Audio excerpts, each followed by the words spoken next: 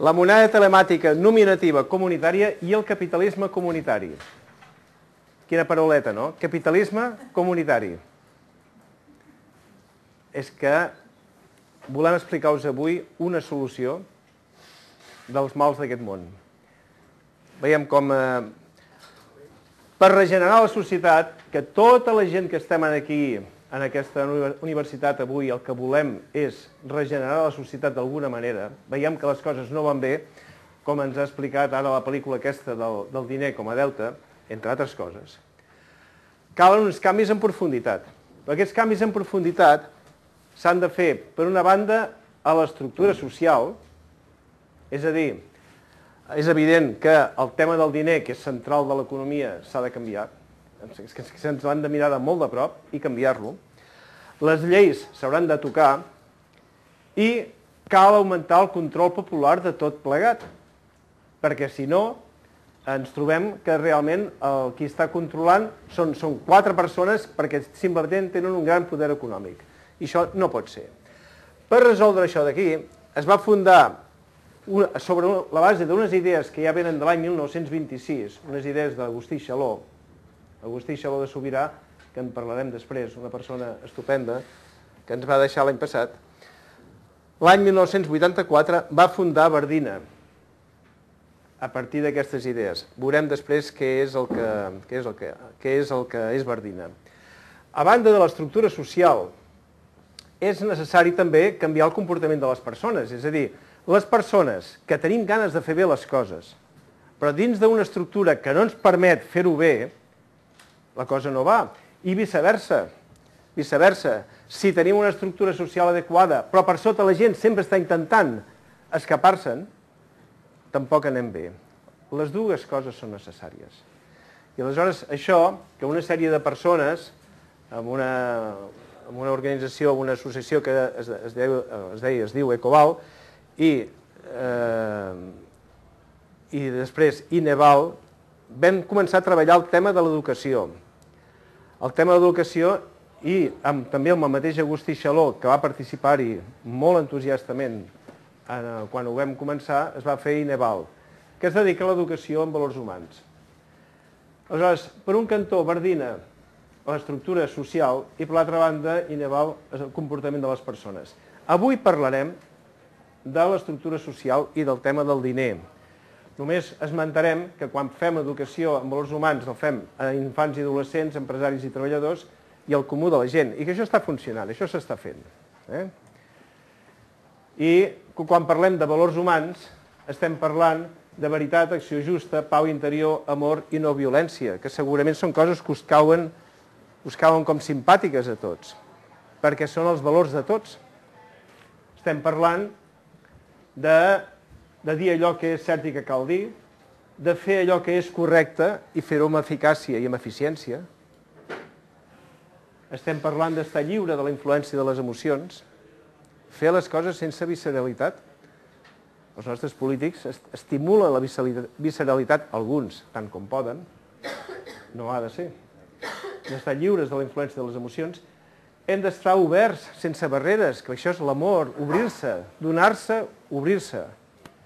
I sentir-se integrat amb el món i amb tothom.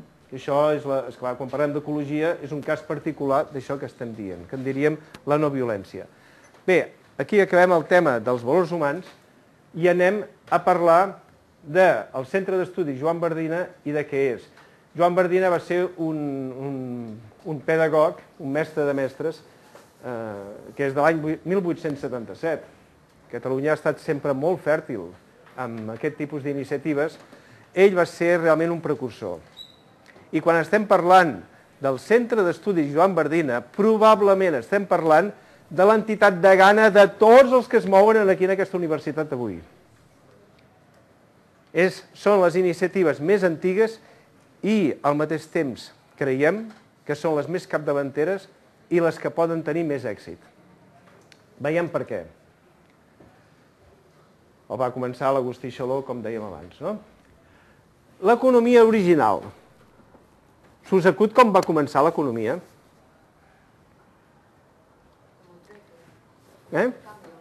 Intercanvi, el troc, el trueque. Molt bé. La societat primitiva caçava en grup, la caça era de tots, ens ho repartim bonament i tal, però després, fa uns 11.000 anys, apareix l'agricultura.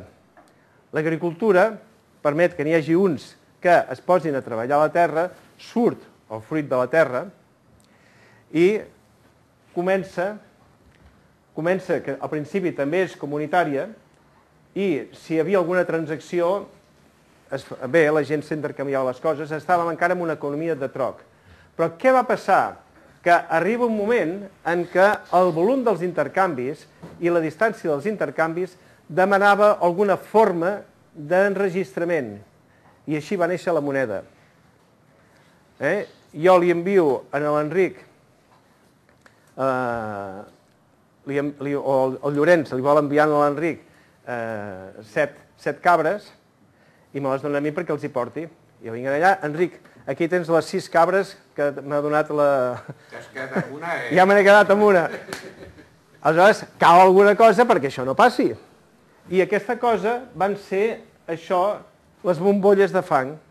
Bombolles, o bule, en llatí, que van començar a Mesopotàmia, en les quals posaven a dins de la bombolla i posaven unes pedretes que representaven els animalons que...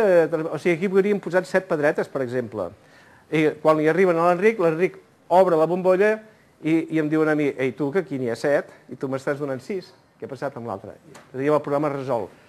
Però, a més, si aquí estampava jo, o sigui, més ben dit, el Llorenç, estampaven aquí el seu segell, ell comprovava que realment venia d'ell, que era el que venia del Llorenç. I si aleshores ell posa el seu segell i això ho diposita en un temple banc, aquest temple banc té constància d'aquesta transacció.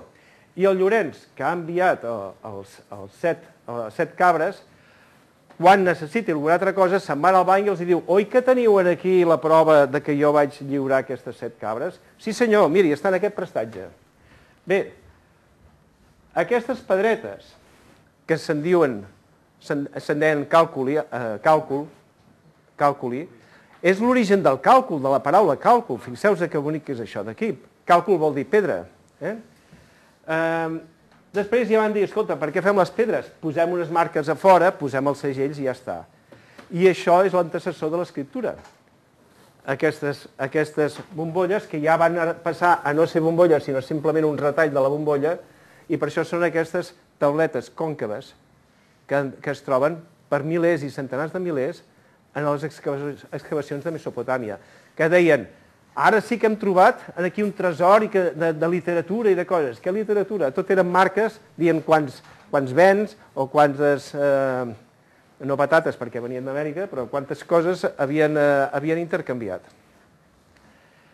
En el banc sumeri, el Temple Vermell conté encara les operacions de prop de 200 anys, des de l'any 3400 al 3200 abans de Crist. Clar, si és que la invasió americana ho ha respectat, que això no ho sabem. Però... Llavors, arriba un moment en què fan un invent, i això ja fa només que 4.000 anys, perquè aquesta moneda nominativa, a un rei se li va acudir de fer-la anònima. Quin avantatge té una moneda anònima? Que ningú sap què estàs fent amb ella. I això va permetre a aquest rei corrompre a gent de països veïns i conquerir-los a base que amb la corrupció els obrien les portes i passava de tot. O assassinava, amb la corrupció podien assassinar els mandataris i després forçar casaments i forçar coses. És a dir, la guerra va néixer de la moneda anònima.